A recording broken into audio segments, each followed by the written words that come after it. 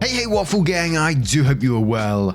My name is Mark and today we're checking out some more relationship stories, and if you do love a Reddit story, why not consider hitting that like, subscribe, maybe that notification bell too, and let's crack on with today's first story. Much love guys. Now today's first story comes from the Am I the A-hole subreddit and asks, am I the a-hole choosing the golden child over my other sister? I 26 and the older brother of two sisters, Maya 19 and Tia 21. Our parents are complete assholes, and Maya was their golden child, and honestly, a complete and utter spoiled bee. I get that's harsh to say about a kid, but she was. She got special treatment and she would get away with murder. Our parents basically encouraged it despite basically leaving me to raise my sisters so they could enjoy themselves. When I was 18, Tia was 13 and Maya was 11. I moved out. I stayed in contact with Tia, though I quickly gave up on trying to connect with Maya honestly. Our parents and Maya were absolutely horrible to Tia while I was gone. So when she was 18, Tia moved out and has stayed with me. I've made her get some therapy and done my best to be a good brother. She's managed to be a lot happier since. Though after that, I basically didn't see our parents or Maya. However, last November, Maya randomly reached out to us. Tia just ignored it, but Maya is still my little sister, so I gave her a chance. In the time without us, she'd really missed us and realized just how spoiled and cruel she was acting. Apparently part of how she treated Tia was jealousy of how I was so close to her but not Maya, though it obviously doesn't justify it. She had felt guilty for a while but was scared to reach out in case we'd reject her. She felt really sincere and was really apologetic and seemed ashamed. I forgave her and we started talking a lot. I became close to Maya really quickly. We get along great now, and we're actually pretty similar. Unfortunately, Tia refuses to forgive her or even respond. I think she's being a little unfair, but I understand how she feels. From talking, I noticed that Maya seems to be having a hard time at home. She wasn't going to say anything but ended up spilling when I pressed her. Our parents basically turned on her the moment we left. She wasn't the golden child anymore and had to suffer our parents' bullshit. Honestly, I'm ashamed to admit, but I never considered how our parents would treat her with how horrible our parents are. I wanted to ask her to move in with me. Now, I want to make it clear. I'm the renter. The rental agreement and bills and everything are all under my name. Tia contributes, but since she's still in university and my little sister is much less and unofficial. But when I brought up the idea, Tia was furious. She rejected it. I tried to compromise and talk, but it went nowhere. So in the end, I told Tia I'm offering that she can be civil or I can help her move somewhere else. Maya accepted, coming to stay next week, and Tia is pissed and feels I'm choosing the golden child over her. But I'm not. Maya is suffering and I want to help. She's a different person now. I understand Tia hurts and I get her anger, but Maya also needs me right now. Tia is still angry and our friends still think it was an arsehole move, but Maya is my sister and I don't think it's wrong to help her. I helped Tia back then too. But we're going to start off with Professional Text, who says you're the a-hole, but this is a really complicated situation, so let me explain my reasoning here. First and foremost, you did an amazing thing for Tia. Your parents are by far the biggest assholes in this story, and you're right for wanting to get Maya out of that environment too. Kudos for helping your siblings escape abuse, but the thing is, Maya was part of that abuse for Tia. She helped make Tia's life hell. It's good that Maya shown sincere remorse and apologized to you, but your experience with her abuse is not the same as Tia's. Tia was hurt much more deeply by Maya, and she'll need a lot of time to process this and come to a place of forgiveness. But instead of giving her that time to process, what did you do? You gave Tia an ultimatum. That you would be overriding her feelings, moving one of her primary abusers into her home with a week's notice, and that if she didn't accept this, she would need to leave. I understand that Maya needs you and that this is a tough situation no matter what, but you did this wrong. You trampled all over Tia. You made her feel like her safety and her feelings weren't important to you, and you're going to need to fix that. Blue Box says you're the a-hole, Tia is right. You're putting one of her abusers above her. The thing to do would have been to help Maya find a place to stay, instead of forcing your abused sister to give up her safety. Ask yourself this, OP. Do you think Maya ever would have reached out if your parents hadn't shifted their abuse to her? Also, Maya isn't owed forgiveness simply because she's sorry and remorseful. You owe Tia an apology for even giving her that ultimatum. Your actions are no better than your parents towards her. Shadow Fox says you're the a-hole. Sorry, but Tia should get some say who lives with you two because you invited her abuser into your home. You might think she needs to forgive and get over it, but guess what? It's not that easy to do. You basically told Tia to deal with it and relive it more. You really come off as wanting to be the hero and help everyone. The best thing you could have done was told Maya to get therapy and move in her own place. 19 is an adult who can work and live in a shared apartment. Colo Husker says you're the a-hole. Having been and done near this exact situation when I was younger, I don't think you're seeing the forest for the trees. Your desire to help, while admirable, plays into your parents' manipulations and abuse, whether you realize it or not. You are helping Maya at the expense of Tia. This means that the golden child/scapegoat situation gets perpetuated. Again, that's not your intention, but it is what's happening. If you want to do right by Maya and Tia, help Maya by finding a place outside your apartment. Maya has more options than you recognize. It's horribly unfair to tell Tia she now has to live with her tormentor and the main vehicle of your parents' abuse of her or leave. Narcissists like your parents create these situations as a byproduct of their systemic abuse, so they fundamentally control the sibling dynamic in perpetuity. Until you understand the full dynamic in play, your help is going to be destructive. Maya once again gets her wants and needs met at the expense of Tia. Tia goes without, and you are unknowingly facilitating this by doing right. You're the a-hole for not seeing how you're acting unintentionally as a tool of your parents' ongoing abuse. Basically, your intentions are being used against your sister's best interests. And one more comment from Job Moist, who says you're the a-hole. I understand your kind intentions for Maya, but if I were Tia, I would never forgive you. Hey, one of your childhood abusers is moving in whether you like it or not because I suddenly feel like it. Pack your stuff if you don't like it. Wow, you need to think if your offer to Maya outweighs having a relationship with Tia at all. So after the comments, OP came back in to edit the post and says, I went to sleep with post stopping and didn't expect to wake up to all this. There were so many I wasn't sure how to respond to everyone, so I just left it, read and thought about it for a while. There are a few things I want to clear up first though. One, Maya isn't lying about this. I know my parents and Maya didn't even want to tell me about her issues at home. There is basically no chance it's all a lie, and she has tried to talk to and apologize to Tia. Tia just won't let her. I know what she did in the past was horrible, but she isn't just manipulating me to hurt Tia. She genuinely hated how she was and just wants to live somewhere safe and be happy and loved. 2. I get it wasn't enough, but the timeline was admittedly poorly written. We started discussing it last month. She knew this decision for a couple of weeks, while I now see it was misguided and cruel. It wasn't just a week. 3. I don't know if it's appropriate to go too in depth, but Maya's acts against Tia were verbal and psychological. It was disgusting, and I know how deeply it hurt Tia. Our parents were mostly really neglectful aside from verbal/emotional abuse and rewarding Maya for being the golden child. The imperfect and cruel meant she would get their love, which neither of us did. Thanks to everyone for their perspective. I didn't realize how naive I was being in thinking this would work out. I'm going to try and see if some of my friends can take Maya in for now, and maybe if she can get her own place.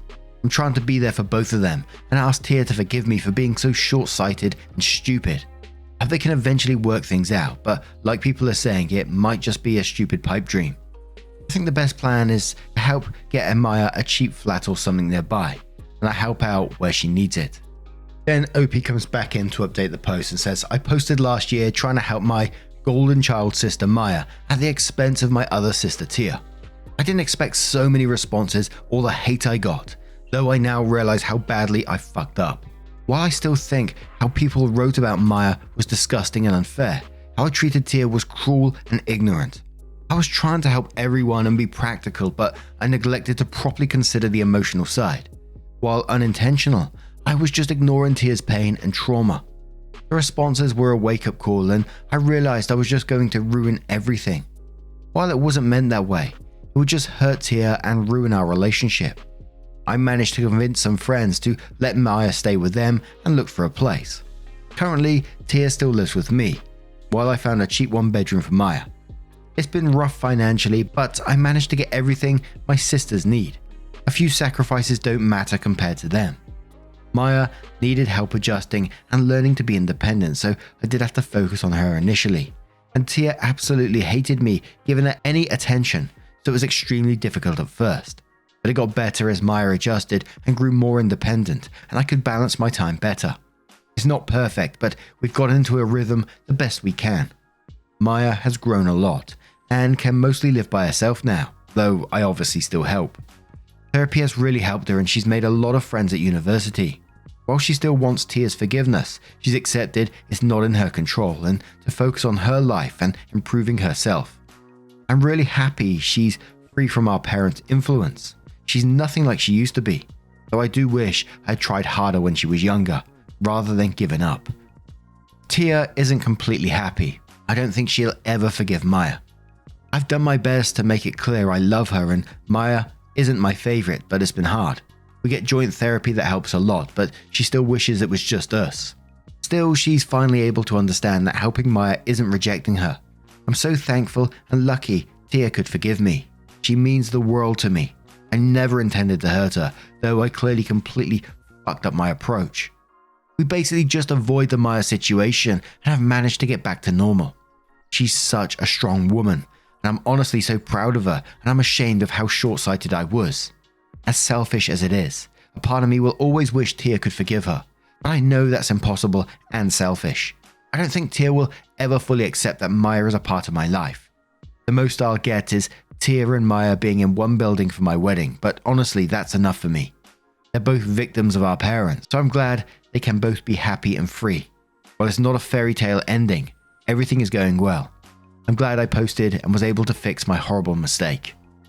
Now I'm going to turn this one to you guys. What do you guys make of this situation? Let me know your thoughts down in the comments below. Let's move on to another story. And this story comes from the Am I the A-hole subreddit from miraclebabyniece, who says, "Am I the a-hole for not letting my miracle baby niece be my flower girl at my wedding? My 27 female older brother and sister-in-law, both mid-30s, just welcomed their first child a year and a half ago after years of trying.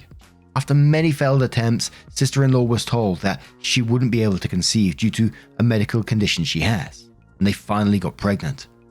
Since having my niece, the baby has been the center of attention at every family event we've had since she was born. Birthdays, weddings, family get-togethers, you name it. Now don't get me wrong, I love my niece, but it can get a little too much when my sister-in-law goes on and on about how they try to conceive, complications they've had, miscarriages they've had, etc. Like a little too much info. Many family members have commented on how it's a little bit excessive, but no one has said anything because they don't want to sound like an a-hole. Anyway, I'm getting married in the spring, and my brother and sister-in-law approached me last weekend about having my niece be the flower girl. Now my fiance, 35 male, has 2 children, 10 male and 6 female from his previous marriage. His son is one of the groomsmen, while his daughter had asked to be a flower girl when we told him the news that we were getting married a year ago. And it's something she always wanted to do, so of course we said yes.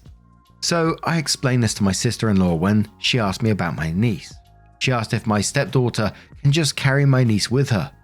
I said I don't think she'd be comfortable with that considering she is 6. She then asked why I can't give that role to my niece and allow herself to carry my niece down as the flower girl. I said no because I already promised my stepdaughter. She then started going off about how my lack of effort to incorporate my niece is disgusting to her. I should honor her in some way, since I know how long and hard they tried for my niece. Now I may sound like an a-hole for this, but I kinda got fed up and snapped and said, incorporate my niece how? By the time the wedding comes around, she'll be 2 years old.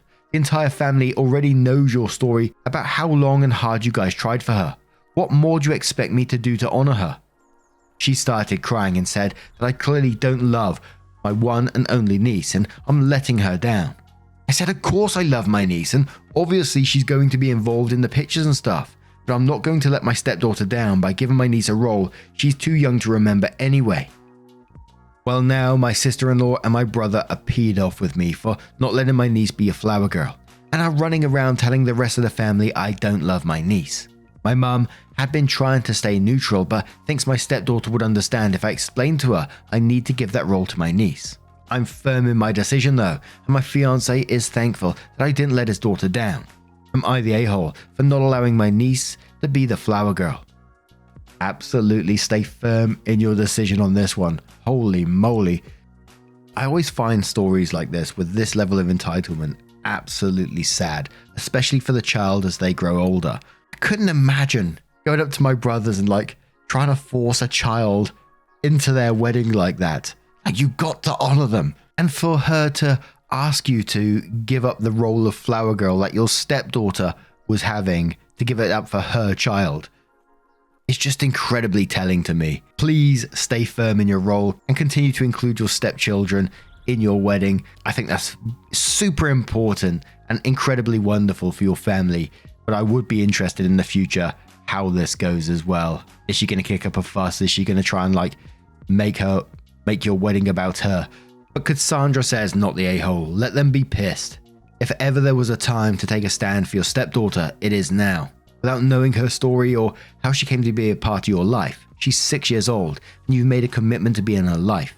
The moment you make it official revolves around her as much as it does you.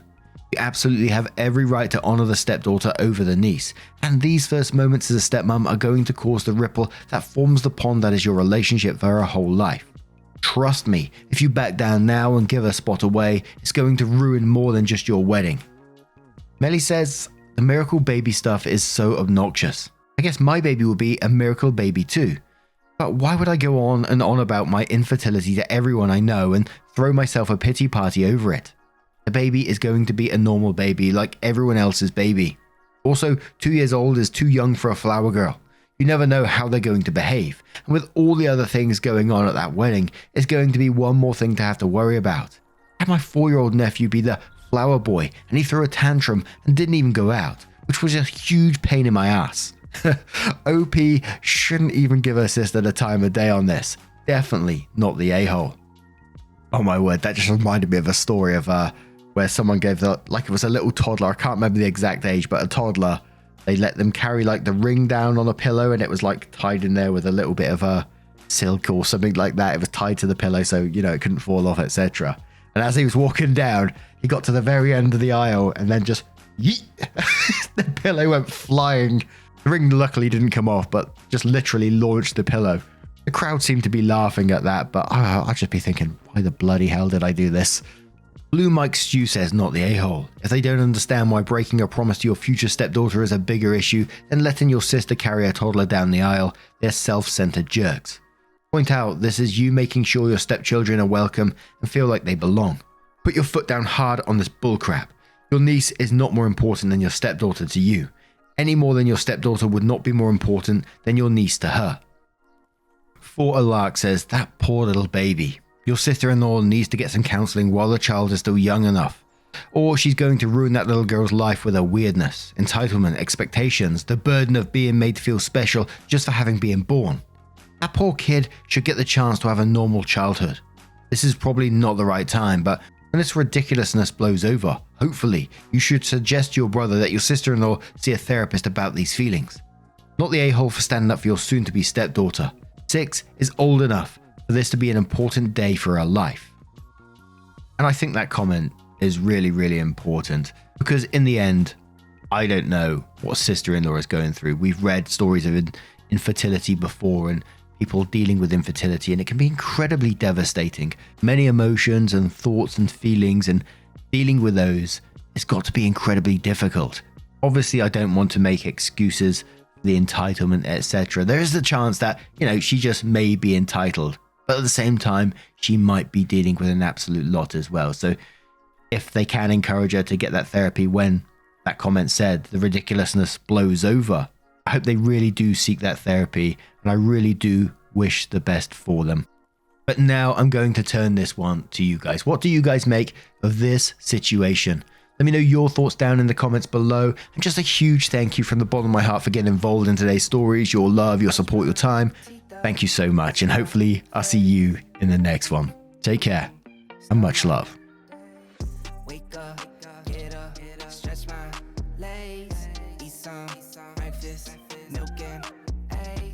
Brush my teeth up, wash my face, throw my clothes on, start my day. Wake up, I can smell the smoke from the bacon. Let's go, see the sun shining from the windows. Okay, I know that today'll be a good day. Okay, I know know that today'll be a good day. A, B, C, 1, 2, 3.